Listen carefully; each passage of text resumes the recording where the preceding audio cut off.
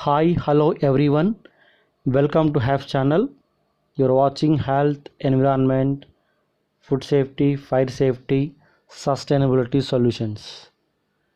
Today we are discussing very interesting topic, that is what is pulse oximeter, how does it help a COVID-19 patients, how many types of oximeters, and how does an oximeter help in fighting COVID-19, and how to use an oximeter, what is the types of oximeter, what is that oxygen level saturations in blood.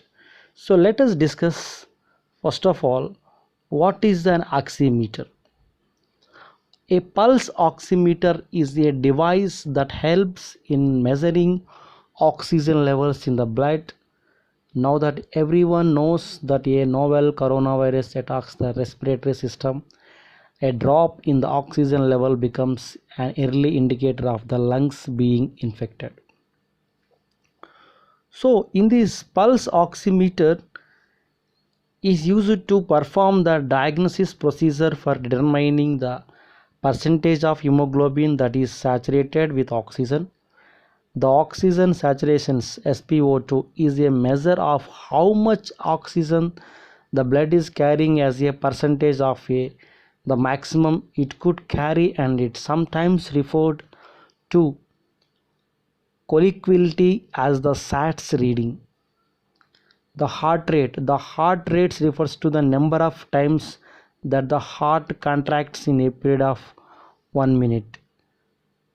So, pulse oximeter used to measure oxygen saturations in the body, how much of the hemoglobin in the blood is carrying the oxygen. Oxygen saturations. The oxygen saturations enters the lungs and then is passed on into the blood. The blood carries the oxygen to the various organs in our body. The main way oxygen is carried in our body is by means of hemoglobin. So normal oxygen saturation values are 97 to 99% in a healthy individual on room air. And types of oximeters. There is a design is a pulse oximeters as a part of an anesthetic machine, and a portable desktop unit, a finger or mobile pulse oximeters available. So in these types of oximeters, we can be exactly this pulse oximeter definition. The pulse oximetry, sometimes called the fifth vital sign, is a non-invasive method of measuring hemoglobin saturations SpO2 by using a light signal transmitted through tissue. A low SpO2 can provide a warning of hypoxemia before other signs such as a cyanosis or a change in the heart rate are observed. So this is a let us discuss about operating principles of that pulse oximeter. The pulse oximeter estimates SpO2 from the different absorptions of red and infrared light in tissue. So reduced hemoglobin absorbs more light in the red band than oxyhemoglobin. Oxyhemoglobin absorbs more light in the infrared band. And reflectance of pulse oximeter is working principle that pulse oximeter consists of red or and infrared IR light emitting LEDs and a photo detector. Oxygenated and deoxygenated hemoglobin have a different light absorption rate. Oxygenated hemoglobin absorbs more infrared light. Deoxygenated hemoglobin absorbs more red light. So how does it works? That this is the measurement are obtained by the simply shining two wavelength of light. One is a visible red beam, the other an invisible infrared beam, example at fingertip.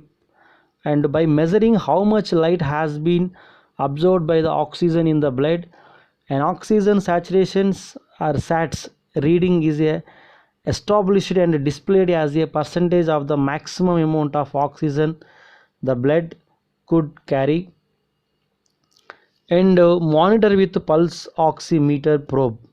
So we are operation coming to the operations. Finger is placed in between the light source and the light detector. A non-observed light by finger reaches its detector. The light is emitted from light sources which goes across the pulse oximeter probe and reaches the light detector. So the pulse oximeters, the calculations, the oxygen saturation equal to concentration of deoxygenated hemoglobin by concentration of oxygenated hemoglobin, and plus concentration of deoxygenated hemoglobin into 100%. So the amount of light absorbed depends upon three physical properties: concentration of light absorbing substance, length of the light path in the absorbing substance. Oxyhemoglobin and deoxyhemoglobin absorbs red and infrared light differently. So, but what is the normal reading? The firstly we would ask normal for whom? A fit, a healthy person should have an oxygen saturation level between 95% and 19%. The results lower than this and especially below 90% may be caused by problems including lung diseases such as a COVID or any breathing difficulties, and cigarette smoking, or circulatory problems such as excessive bleeding or blood vessel problems. So what is oxygen desaturations? Oxygen desaturation, saturation is defined as a ratio of oxygen content to oxygen capacity of hemoglobin expressed as a percentage. So desaturation leads to hypoxemia, a relative deficiency of oxygen in arterial blood, hypoxia. So oxygen saturations will not to decrease until uh, PaO2 is below 85 mmHg. A saturations of 90%, PaO2 is already 60 mmHg. The rough guide for PaO2 between saturation is equal to 90% to 70% is equal to PaO2 into SaO2 minus 13. So SaO2 and greater than 76% is life threatening. So like that you have to calculate, and functional saturations is to, this is a measure of ratio between HbO2 and sum of oxygenated and reduced hemoglobin.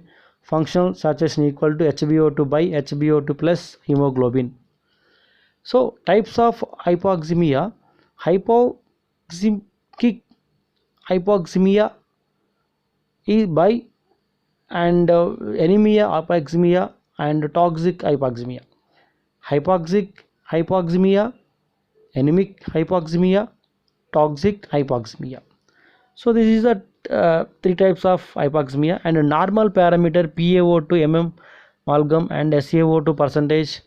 So normal 97 to less than 80, and SaO2 97 to less than 95, greater than 95, and hypoxemia is at less than 80, SO2 less than 95, mild 60 to 70, moderate 40 to 59, severe less than 40. So like that it comes to physiology. The efficient oxygen transport relies on the ability of hemoglobin to reversibly load and unload oxygen. The relationship between oxygen tension and oxygen binding is seen in the oxyhemoglobin dissociation curve, which plots the hemoglobin oxygen saturation against the oxygen tension.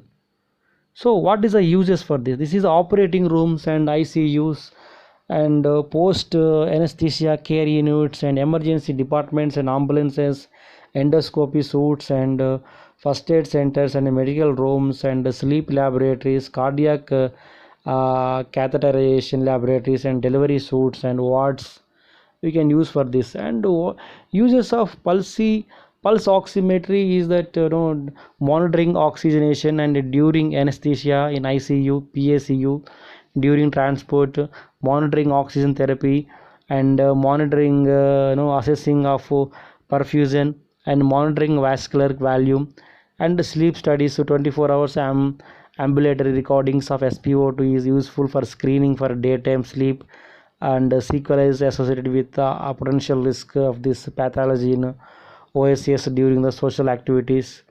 So like this uh, we can use like this, and emergency department also we can use for oximeter, and reflectance pulse oximeters can be useful for assessing fetal status during the labor and delivery by applying the forehead probe. And pulse oximeter has been used during the cardiopulmonary resuscitation because of artifacts and lag times. It's more useful in primary respiratory arrest than a cardiac arrest. It is useful in assessing oxygenation during newborn resuscitation. So coming to advantage is that they're simple to use and non-invasive, require no warm-up time, and especially in African and Asian patient, cost effectiveness over ABG.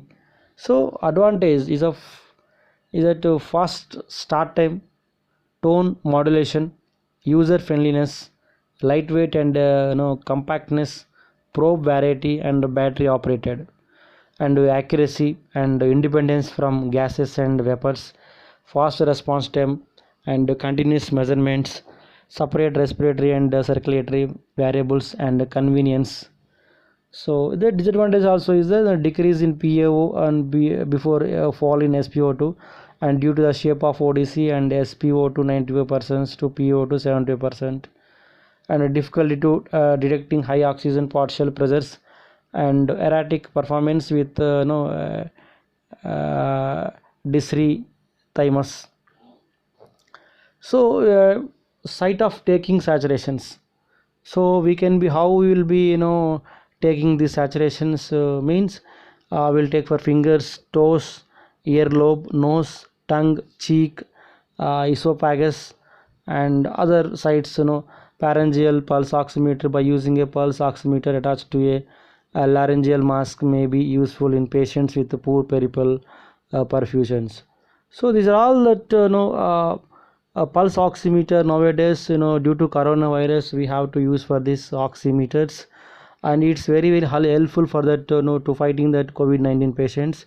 The oximeter plays a crucial role in monitoring the oxygen levels and lets an individual knows about that dropping levels.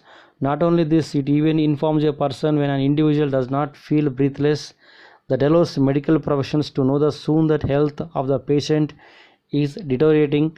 It alerts the patients and the health workers so that they can quickly handle the situation of falling oxygen levels and early institution of antiviral medications. So it is works fantastically, and the oximeter device has to be attached to the fingertip, and then it averages out the oxygen levels over a period of 6 to 12 seconds to give out the saturation levels. As all governments also, home isolation experience of patients was improved by daily telecounseling and telemedicines and providing oximeters so that people feel safe and comfortable at home. So it's a very useful for this saturations in your home, and for this pulse oximeter. So everybody have to termed for pulse oximeter is a Suraksha Kavach that have the help to minimize COVID-19 deaths of patients under the home isolations. So all governments pulse oximeters is asymptomatic and the mild symptoms corona patients undergoing home isolation. A pulse oximeter is a device that measures a blood oxygen level. Coronavirus patients need to be hospitalized if their oxygen level reaches 90% or below, according to health guidelines. A study of COVID-19 deaths reported that last fortnight conducted by governments has revealed that no one under that home isolation has died in the first week.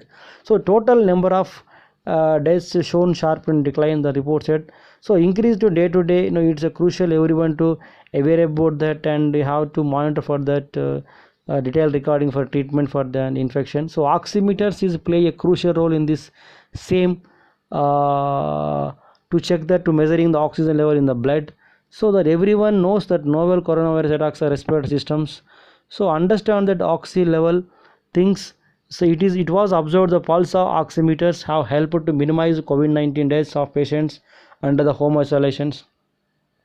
So guys, let us understand that pulse oximeters and uses for this.